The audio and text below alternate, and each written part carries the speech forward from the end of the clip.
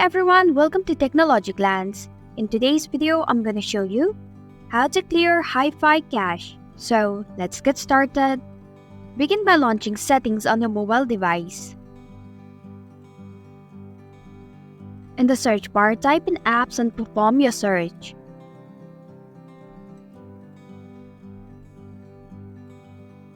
Tap on it. Then select Manage Apps option. Now, in the search bar, type in hi5 and perform your search.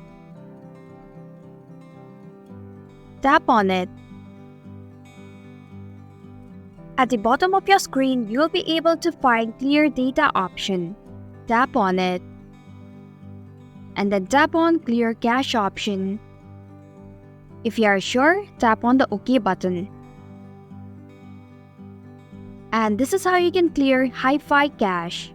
Thanks for watching technologyglance. If you like this video, hit the like button and drop a comment with any questions or feedback.